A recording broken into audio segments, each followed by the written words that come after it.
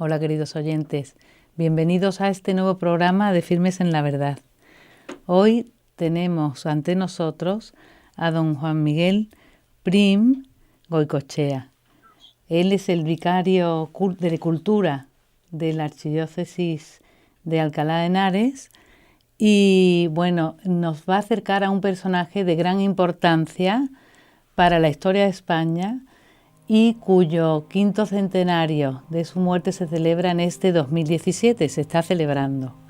Aunque a veces los medios no hacen eco de esta persona importante porque a lo mejor no son afines o por cualquier circunstancia, pero para nuestra cultura, para nuestra historia, para nuestro conocimiento, viene muy bien acercarnos a este gran personaje del cual vamos a tener el gusto de conversar con don Juan Miguel, que se ha encargado de la organización de varias cosas, ¿no? Aparte de un libro. Bueno, don Juan Miguel, buenas tardes. ¿Qué tal? Buenas tardes. Muy bien. Cuéntenos, queremos acercarnos al cardenal Cisnero, que es el personaje que nos ocupa, de su mano. Entonces queríamos conocer, centrarnos en la historia y que usted destacara los datos biográficos más importantes como para empezar. En efecto, este año celebramos 500 años de la muerte del cardenal Francisco Jiménez de Cisneros. En concreto, la fecha del 500 aniversario será el 8 de noviembre de este año de 2017, porque él falleció en 1517 en Roa de Duero, en la provincia de Burgos. Yo lo primero que diría del cardenal Cisneros es que es un gran hombre de Iglesia, hasta tal punto que la Iglesia lo considera un venerable siervo de Dios, puesto que su proceso de canonización fue iniciado poco después de su muerte, aunque no haya llegado a ser declarado beato ni santo, pero sí que se ha reconocido pues, su fama de santidad. Un hombre de Iglesia que nace en Torrelaguna, dicen las fuentes más antiguas que en 1436. Torrelaguna es un municipio de la Comunidad de Madrid y pertenece a la diócesis de Alcalá de Henares. Nace de una familia cristiana. Dicen sus biógrafos, sobre todo pues, Quintanilla, que desde pequeño su familia le dedicó al sacerdocio. Él estudió en Alcalá de Henares, estudió después en Salamanca, cánones, lo que podríamos llamar pues, derecho civil, también derecho eclesiástico. Sabemos que le gustaba la filosofía y la teología, a la que luego le dedicaría más su vida. Y de Salamanca vuelve a Torrelaguna para marchar a Roma. Allí en Roma sabemos que fue ordenado sacerdote, que también ejerció su profesión de abogado, por así decirlo, en algunas causas, y vuelve a España cuando se le comunica la muerte de su padre. Él era el mayor de 3 hermanos, por lo tanto tenía que hacerse cargo de la familia, y vuelve a España con unas cartas expectatorias, dice Gómez de Castro, por las cuales él podía obtener un beneficio. Recordemos que la Iglesia en aquellos momentos se regía mucho pues, por estos beneficios eclesiásticos que daban unas rentas y que permitían a los sacerdotes pues poder salir adelante. Se le concede el beneficio del arciprestazgo de Ceda. Él quiere tomar posesión de este arciprestazgo, pero se encuentra con la oposición del que entonces era el arzobispo de Toledo, Alfonso Carrillo de Acuña, que era su arzobispo, puesto que toda esta zona pertenecía, como casi la mitad de España, al arzobispado de Toledo, y entonces el arzobispo se opone a que él tome posesión y manda encarcelarlo. ¿Y esto por qué? Las causas del encarcelamiento. Sí, la causa del encarcelamiento es que el arzobispo ve como una intervención en su jurisdicción el hecho de que Cisneros quiera tomar esta posesión, a pesar de que tenía el nombramiento desde Roma. Había un conflicto entonces entre los arzobispos y estas prácticas, ¿no? Algunas fuentes dicen que el arzobispo Carrillo quería dárselo a un familiar suyo, pero Cisneros permanece firme en su deseo de obtener este beneficio y entonces, bueno, pues es encerrado en la cárcel y es un tiempo muy importante en la vida de Cisneros. No hay muchos datos sobre este periodo, pero sí sabemos que Cisneros durante este periodo en la cárcel, que seguramente le hizo reflexionar también en la carrera eclesiástica que él estaba comenzando, se dedicó a leer la Sagrada Escritura y también de manera especial a leer a los Santos Padres. El conocimiento de la tradición, el conocimiento de la Sagrada Escritura, una vida de reclusión, sin duda que le hicieron preguntarse pues, qué es lo que Dios quería de él. El caso es que cuando es finalmente liberado, en lugar de quedarse en el arzobispado de Toledo, él decide ir a Sigüenza. Sigüenza en aquel momento pertenecía al otro arzobispado, otro obispado, cuyo obispo era Pedro González de Mendoza, una familia muy importante también en la España de los Reyes Católicos. Allí es el capellán mayor de la catedral, allí es también el vicario general del obispo, que en ese momento tenía otra diócesis que atender, llega a ser provisor general, es decir, ocupa los mayores cargos en la vida de la diócesis de Sigüenza. Allí sabemos que ayuda también a un canónigo, el canónigo Almazán, pues a iniciar un estudio en general en que sería luego la Universidad de Sigüenza. Y cuando estaba en lo máximo de su carrera eclesiástica, con grandes responsabilidades, con grandes medios económicos a su servicio, pues de repente decide retirarse a un monasterio franciscano de la estricta observancia, el monasterio de la Salceda, cerca de Tendilla, en Guadalajara. Es decir, deja su carrera eclesiástica como sacerdote diocesano y decide entrar en religión. Él había nacido llamándose Gonzalo Jiménez de Cisneros, y en este momento adopta el nombre de Francisco, precisamente por el fundador de los franciscanos. Este es un dato muy importante en su existencia. Sí. Sí, me parece muy interesante este paralelismo entre las dos reclusiones y casi como retoma otra vez, como primero forzosa y después por su voluntad, pero casi como que le ayudan a enderezar no enderezar, ¿no? Pero sí a esa reconsideración, eso meditar fuertemente sobre su vocación, ¿no? Porque esa reclusión, cuando había tenido otra vez, cuando esa segunda parte que después de la cárcel, que a él, que era un hombre tan culto, después también tan profundamente religioso y de vocación, tiene el éxito, entre comillas, pero cultural, ¿no? Porque él, eso, en Sigüenza, pues está obligado a la universidad porque piensa, me imagino que era una persona de mucha valía, ¿no? Que siempre va ligado a la cultura y a la extensión de la cultura a los demás, ¿no? Y es curioso esos dos, sí. Todos reconocían que era una persona muy responsable, una persona brillante a la hora de poder llevar adelante los proyectos. De hecho, muchos confiaban en él para las cuestiones eclesiásticas, pero él no estaba contento, ¿no? Dice Quintanilla, que fue el fraile franciscano que después en Roma promovió su proceso de canonización, que Cisneros no sabía muy bien cómo salirse de todo aquel entramado, porque en aquella época pues un sacerdote, un vicario general, tenía que atender muchas cuestiones también de gobierno, de administración, de economía, y él realmente quería estar con Dios, quería dedicarse a Dios y a la Sagrada Escritura. Entonces, que percibió que quizá una forma de no dejar descontento al cardenal Mendoza era elegir la vida de la religión, que seguramente pues le sería respetada, y así fue. Digamos que es como una vocación dentro de la vocación sacerdotal. Hay un momento en el que él se da cuenta de que lo que Dios le está pidiendo no es exactamente lo que esté haciendo, aunque lo esté haciendo bien y lo esté haciendo por la Iglesia. Sí. Así que se va y se va a los conventos con los franciscanos. Entra en el convento de la Salceda, eso es, y dentro de un movimiento de reforma que es la estricta observancia, que había comenzado Villacreces y San Pedro Regalado, que curiosamente habían fundado en La Aguilera, cerca de donde están ahora nuestras amigas de Yesu Comunio, el convento del Domus Dei, convento de San Pedro Regalado, que fue uno de los monasterios desde donde comenzó la reforma de la observancia dentro de los franciscanos. Y Cisneros pues está en la Salceda, está en San Juan de los Reyes, también en el Castañar, en un eremitorio. Vive un tiempo retirado del mundo, pero incluso en la vida religiosa es llamado también a ser guardián del monasterio, es decir, el máximo responsable. Es decir, que todos reconocen en él una serie de capacidades y de virtudes, pero él, digamos, que se oculta al mundo, intenta desaparecer de esa esfera pública para dedicarse directamente a Dios, sobre todo a la Sagrada Escritura y a la lectura de los padres. Estando así en ese momento, sabemos que ya tiene una edad, ya tiene unos 50 años, queda vacante el puesto de confesor de la reina Isabel la Católica, porque el confesor de la reina, que evidentemente era una tarea muy importante, pues tenía acceso no solamente a la conciencia de la reina, sino también a muchas decisiones de gobierno en las que podía influir, podía orientar. Hernando de Talavera es nombrado en 1492, después de la conquista de Granada, es nombrado arzobispo de Granada. Entonces la reina Isabel está buscando un confesor y quiere que sea alguien de rectitud, que no le lisonjee, sino que le diga la verdad de parte de Dios. Y es entonces cuando el cardenal Mendoza sugiere a Cisneros como confesor de la reina, porque no pertenecía a una de las grandes familias nobles que podían influir en la corte, sino que era un hombre libre, era un religioso.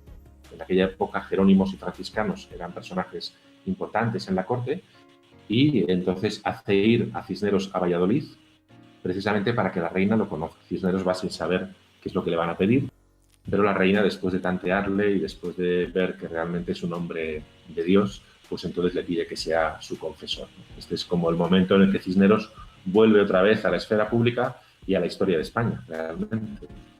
Fíjate cómo va él, muy a su pesar muchas veces, como pasa, ¿no? Me imagino en la historia personal de cada uno, que uno no quiere a lo mejor tanta responsabilidad y se ve envuelto en ello.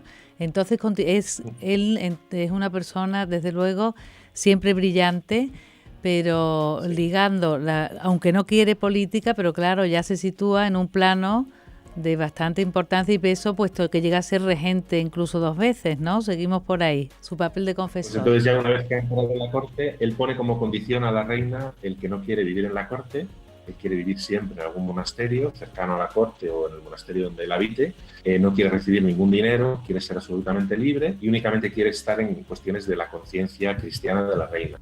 Pero la reina va a tirar de él muchísimo, ¿no? Entonces, la primera parte es como confesor, pero después, a la muerte del cardenal Mendoza, el propio cardenal Mendoza sugiere su nombre como arzobispo de Toledo. Va a pasar de confesor de la reina a ocupar la sede más importante de España, la sede primada de Toledo, que, como decíamos, ocupaba una gran parte del territorio español. Y Cisneros, al principio, intenta rechazar esta elección que viene del Papa, nada más y nada menos, y ahí cuenta la historia como pues sale corriendo, tienen que ir a por él, y finalmente pues obedece por varios meses a la elección como arzobispo de Toledo. Es entonces cuando él puede apoyar más la reforma que ya los reyes católicos estaban haciendo de las órdenes religiosas, y la extenderá también al clero de su diócesis. Hace 2 sínodos, uno en Alcalá de Henares, otro en Talavera, e intenta reformar la vida de los sacerdotes. Estamos en una época pues, que no era fácil, había habido una peste que había hecho que se rebajara un poquito la exigencia de acceso al sacerdocio, también a la vida consagrada. Y Cisneros lo que va a intentar, a través de toda su obra religiosa y cultural, es que lean buenos libros, que sepan teología, y lo mismo de las órdenes religiosas, que vuelvan a sus carismas y a ese fervor primitivo de la observancia, era así llamado frente a los conventuales, pues que vivan en pobreza, en castidad y en obediencia. A lo que hoy nos parece evidente, pero que en aquel momento, pues sabemos también después por Santa Teresa que no todos los monasterios vivían en la regla del Carmelo, ¿no? Son estas personas que ven la situación de la Iglesia, les duele, pero en lugar de hacer lo que hizo Lutero, que fue pues dividir a la Iglesia, lo que hacen es reformarla desde dentro, comenzando por ellos y después pues favoreciendo el que las órdenes y los sacerdotes y por supuesto los laicos pues vivan su fe, su bautismo de manera adecuada. Luego juega un papel muy importante para que evitando que el luteranismo entre en nuestras fronteras también, ¿no? Formando a las órdenes religiosas, a los sacerdotes. Eso claro, es crucial en aquel momento. Sí. La gran tarea que emprendió el Concilio de Trento después de la reforma de Lutero, lo que se ha llamado a veces la contrarreforma, pero que hoy más bien llamamos la reforma católica, había sido iniciada en España ya por los reyes católicos, por grandes figuras como Villacreces u otros, y por Cisneros. Es decir, España se encuentra adelantada respecto de otros países de Europa en esta pureza de la vida religiosa, de la fe evangélica, incluso del conocimiento de la Sagrada Escritura, que es uno de los grandes fuertes de Lutero. Es verdad que Cisneros no conoció personalmente a Lutero, porque él murió una semana antes de que Lutero clavara sus famosas tesis, pero sí que él vivió el ambiente previo a la reforma de Lutero y muchas de las críticas que se hacían a la Iglesia. Y él precisamente lo que quiso es adelantarse a esos fenómenos de ruptura que ya se habían dado antes a través de algunas corrientes en Europa, y lo que hizo fue, pues eso, reformar la Iglesia desde dentro, porque había un clamor, un deseo de reforma dentro de la Iglesia. Claro, un clamor y una necesidad también enorme. Pero qué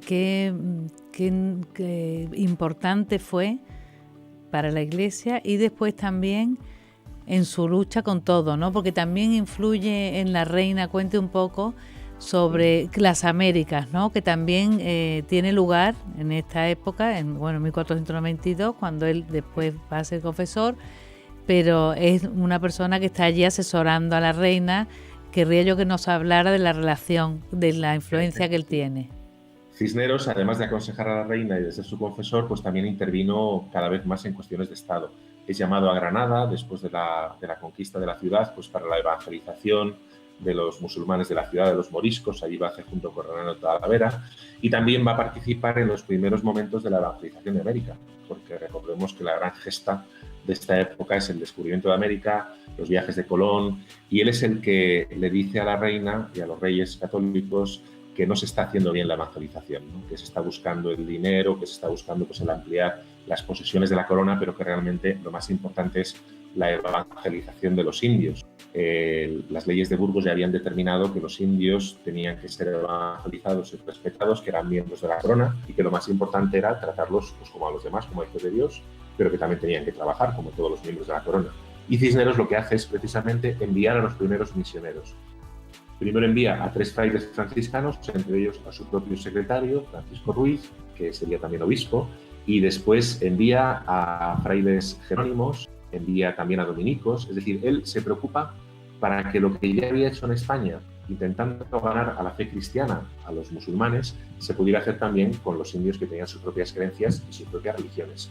Digamos que es el gran evangelizador, el gran catequista que utiliza las lenguas tanto de América como la lengua musulmana pues para poder intentar atravesar esas dificultades para compartir la fe con ellos, etc.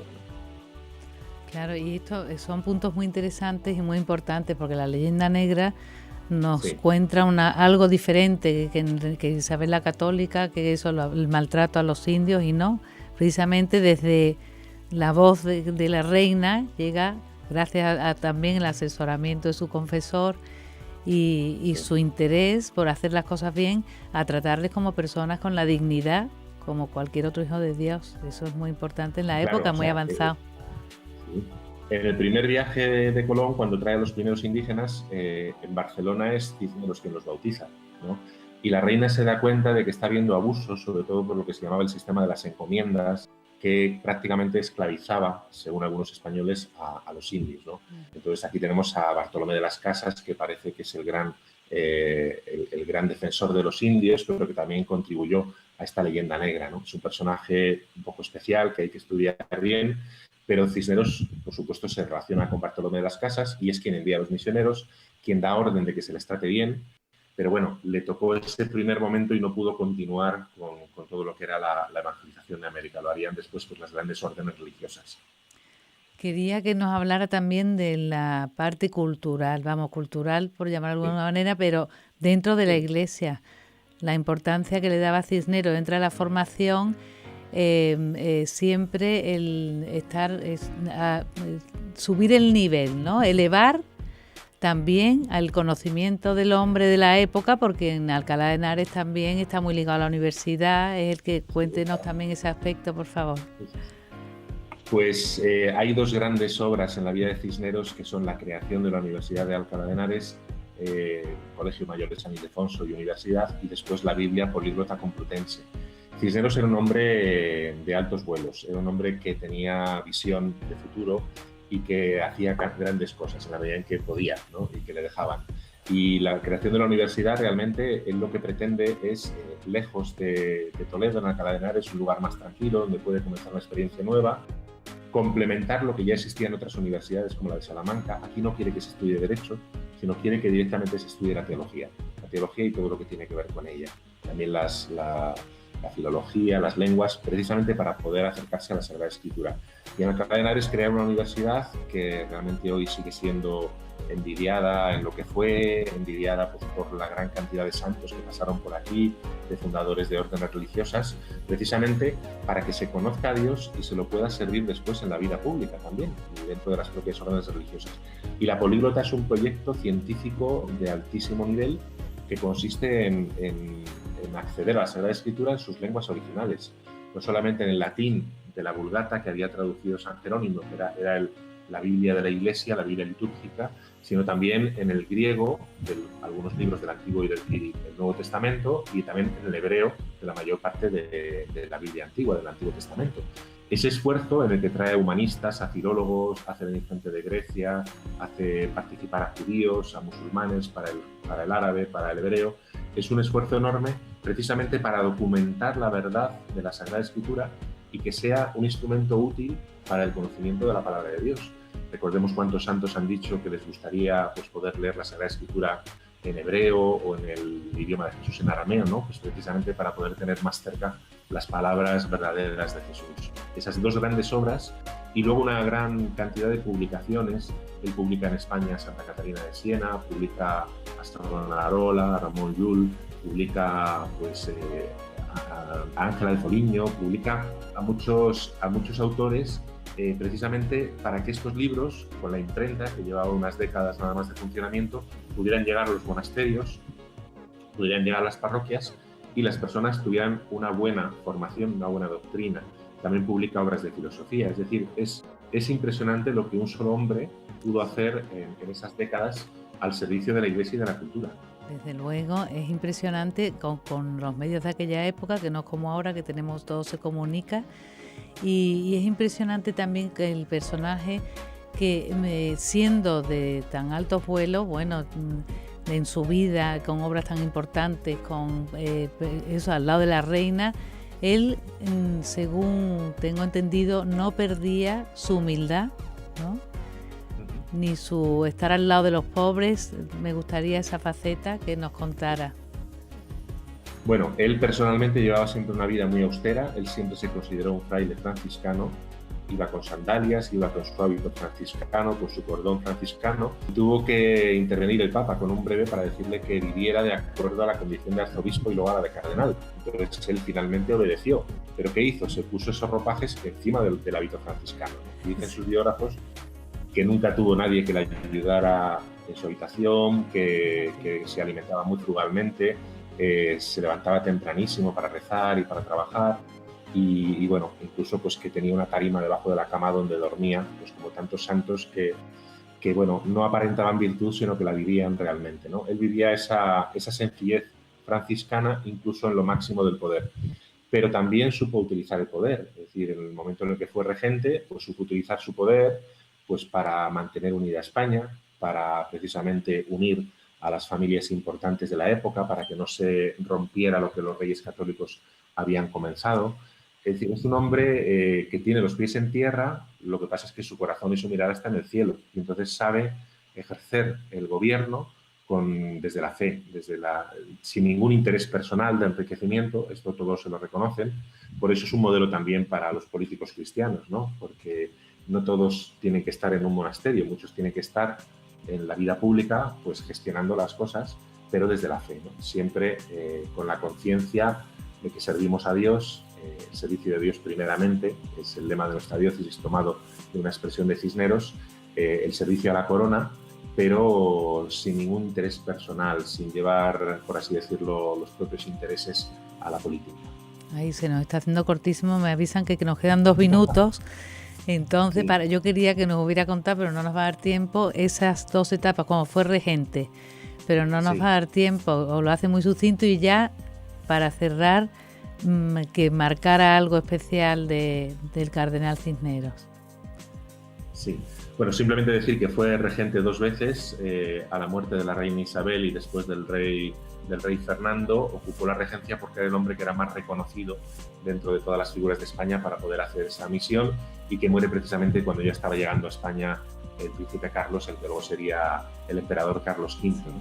Yo destacaría sobre todo que es un hombre de Dios, que une la fe y la razón, lo que Juan Pablo II llamó las 2 alas del espíritu, a través de la cultura, del estudio, un hombre enamorado de la Sagrada Escritura, y al mismo tiempo un hombre que hizo un grandísimo bien a la Iglesia, pues porque le ayudó a la Iglesia a volver a su pureza, a volver a ser la esposa de Cristo, volver a ser esa esposa hermosa que se libera de todo aquello que la esclaviza, que la hace mundana y que le hace pues también ser un signo más eficaz en medio del mundo para todos. Bueno, pues don Juan Miguel, muchísimas gracias por este acercamiento a este personaje tan admirable y del que nos vendría muy bien adentrarnos y conocer más, ¿eh? Sí. Antes de que se termine el 2017, aprovechando que es el 5º centenario, ¿no?, de su muerte. Así. Y tenemos toda la vida por delante. Pero y cómo le cundió a él la vida, ¿eh? La verdad que me impresiona.